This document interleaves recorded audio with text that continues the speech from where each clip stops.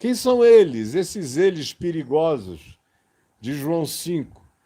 E quem são esses acerca dos quais Jesus diz em Lucas 6, no equivalente dessa mensagem das bem-aventuranças, esses que ouvem o ai de vós, são justamente os que perseguem os macários, aqueles que são discípulos e querem andar com o coração quebrantado, humilde, solidário, que se autocontrolam, que são os mansos, misericordiosos, compassivos, com um olhar limpo na interpretação da vida, construidores de pontes, pacificadores, e que se tornam insuportáveis por serem assim e acabam sendo perseguidos por eles.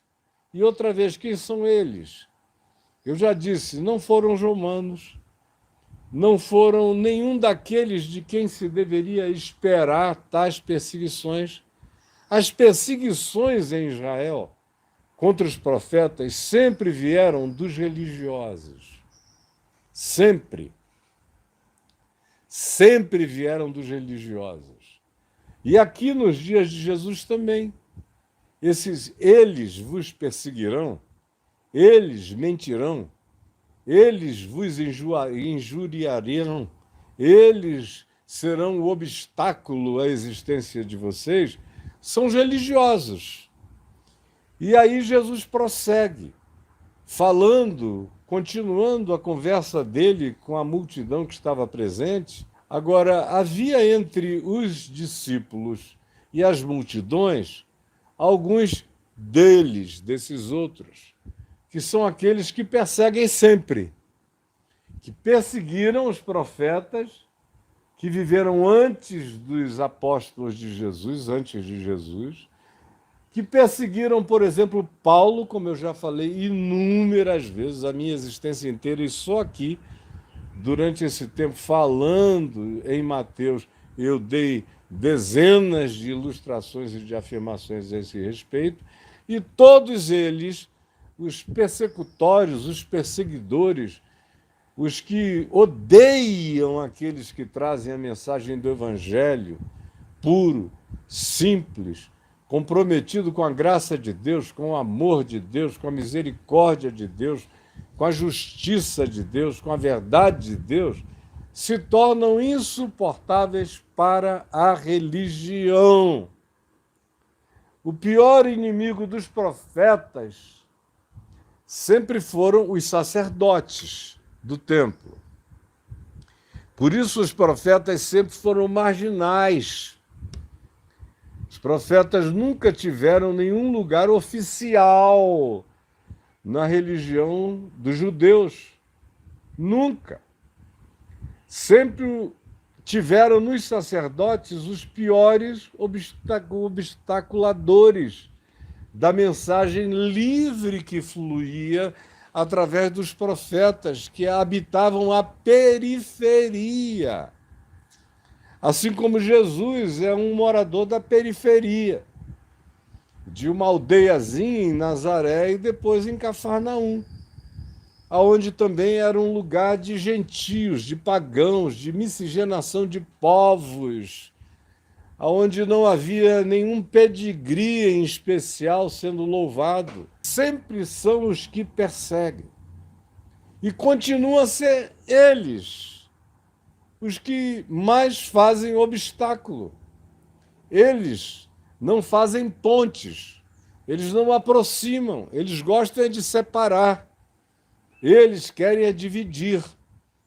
Eles querem botar o joio de um lado e o trigo do outro. Jesus disse, não façam isso nunca, vocês não têm a capacidade de fazer isso. E mais, quem tenta separar o joio do trigo está dando um testemunho histórico de que não é trigo, é joio. Portanto, quando se fala deles aqui, se está falando dos fanáticos religiosos, se está falando desses seres que se sentiam superiores aos demais, que achavam que eram os donos dos oráculos de Deus, fossem eles os sacerdotes, que eram os dominadores do templo, que tinha sido construído, segundo o templo, por Herodes o Grande, e que levou mais de 40 anos para ser erguido. Nos dias de Jesus, o templo estava na sua plenitude, e os sacerdotes, com um poder enorme, eram eles que faziam a mediação política com os romanos.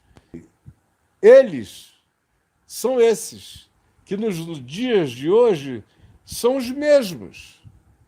As maiores perseguições que os verdadeiros discípulos de Jesus, que os apóstolos de Cristo tiveram então, nos dias de Jesus e depois que Jesus foi aos céus, vieram das sinagogas.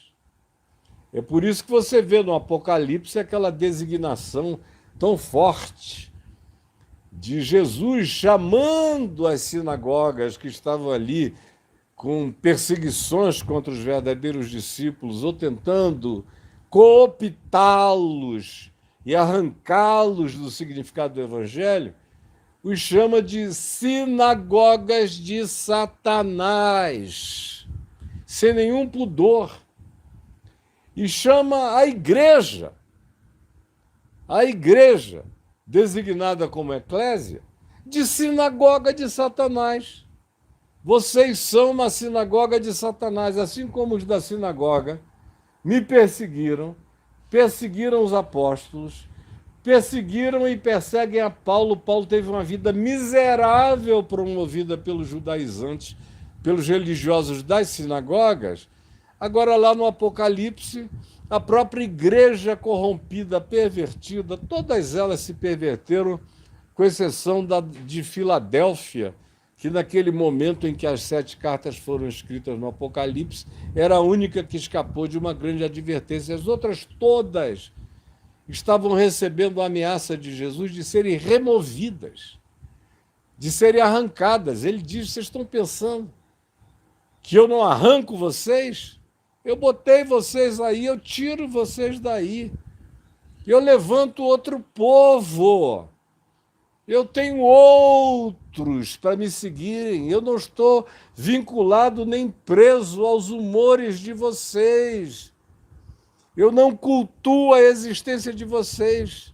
E essa expressão, igreja, eclésia, é uma herança de Alexandre, é uma herança macedônia, é uma herança grega, e a sinagoga é uma adaptação daquilo que significava para os judeus congregação, assim como eclésia ou igreja significa congregação. E para os gregos, tanto quanto para os romanos e para os greco-romanos, a eclésia era todo ajuntamento do povo obedecendo uma convocação da autoridade para dar a eles uma informação importante. E é só isso que significa. Nenhum anjo trouxe essa palavra, não foi uma revelação do Espírito Santo. Faz 50 anos que eu digo isso, cansativo e exaustivamente a mesma coisa, mas como a cada geração tudo recomeça e ninguém aprende nada, a gente tem que ficar repetindo, reinventando a roda, exaustiva e recorrentemente. Então, eu espero que pelo menos você que está aqui guarde isso. Quando se fala de igreja, isso poderia também ser chamado de sinagoga, de congregação, de ajuntamento, e não necessariamente algo que tenha a ver com Jesus. Assim como no próprio Novo Testamento, havia igrejas que Jesus diz que não as conhecia. Você lê o que Jesus diz às 7 igrejas do Apocalipse e você vê o tempo todo advertências dizendo: olha, eu vou tirar vocês daí. Vocês são candeeiros sem luzes. Vocês são o testemunho do mal numa sociedade perversa e pagã. E eu não terei nenhum pudor em acabar com vocês. São aqueles que, sendo humildes de espírito, compassivos, misericordiosos, mansos, cheios de solidariedade, com um olhar limpo, com as melhores projeções de pensamento, com as melhores decisões de pacificação e de reconciliação e com uma coerência para com o Evangelho, vocês são aqueles que podem dar gosto a qualquer sociedade. Mas vocês têm que ser assim.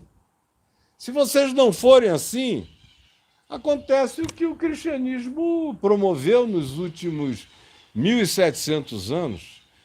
Tomou conta do mundo, mas virou sal no saleiro. E não serviu de nada, senão de virar um grande monturo, que para amar nada presta, como Jesus disse. Nada mais presta senão para ser pisado pelos homens. Essa igreja que é sal no saleiro, essa sinagoga, muitas vezes de Satanás, na sua arrogância, no seu ódio, na sua hipocrisia, no seu farisaísmo, na sua vontade de autopreservação a qualquer preço, a qualquer custo, na sua construção de torres de cristal para si própria, e não tem gosto de nada, ó. Gosto de nada, é só pedra. Tanto, se eles tivessem o desejo, a vontade de nos abduzirem todos os cristãos da Terra, o mundo não ia sentir falta de praticamente nada. Porque os seres humanos que mais fazem diferença positiva no planeta não são aqueles que estão dentro de nenhuma igreja. Os que estão dentro das igrejas estão fazendo ameaça. A única propaganda de Jesus é ser como ele no mundo. A única propaganda de Jesus é amar o próximo como ele amou. A única propaganda de Jesus é amarmos-nos uns aos outros e perdoarmos-nos mutuamente. O resto é só marketing religioso que não presta para nada, senão para criar o que a gente tem de sobra.